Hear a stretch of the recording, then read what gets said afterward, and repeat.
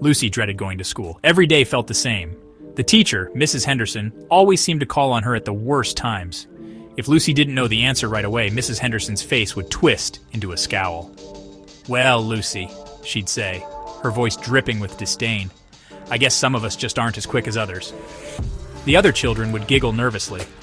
Lucy knew what they were thinking. She had heard the whispers in the hallway. The cruel words spat at her back. Different. Not good enough. It was always the same. It didn't matter how hard Lucy tried, how diligently she completed her homework, or how well she behaved. It seemed her skin color was the only thing that mattered. One day, Lucy received a particularly bad grade on a spelling test. She had studied hard, but the words seemed to swim before her eyes during the exam. Mrs. Henderson held the test paper up for the class to see.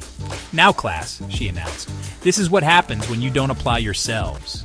Lucy felt her cheeks burn with shame. After school, Lucy longed for a moment of escape on the playground. She loved to swing, feeling the wind rush through her hair as she soared higher and higher. But even on the playground, she couldn't find solace. Groups of white children huddled together, their laughter echoing across the asphalt. Lucy tried to join them, her heart pounding with a mix of hope and fear. "Can I play too?" she asked tentatively. The children stopped laughing and stared at her. Some of them giggled, while others whispered behind their hands. A girl with a cascade of golden curls shook her head.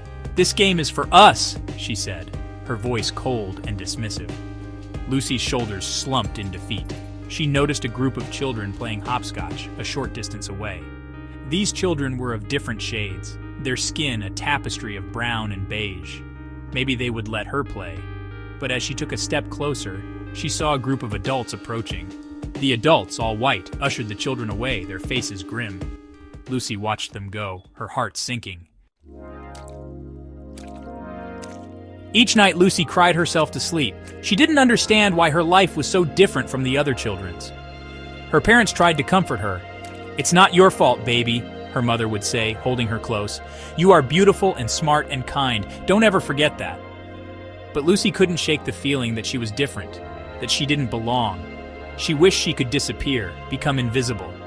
She started to withdraw, avoiding eye contact and speaking only when spoken to. The light that used to shine so brightly in her eyes began to dim, replaced by a look of sadness and resignation. One evening, Lucy's father came home from work with a determined look on his face. He gathered Lucy and her mother at the kitchen table. "I've had enough," he declared, his voice shaking with anger. "We can't let them treat our daughter this way." Lucy's father had a plan. He didn't know exactly what it would entail, but he was determined to fight for his daughter's right to a fair and just education. He would start by talking to the principal, then the school board, and if necessary, he would take his fight to the courts. Lucy listened to her father's words, a flicker of hope igniting within her. Maybe, just maybe, things were about to change.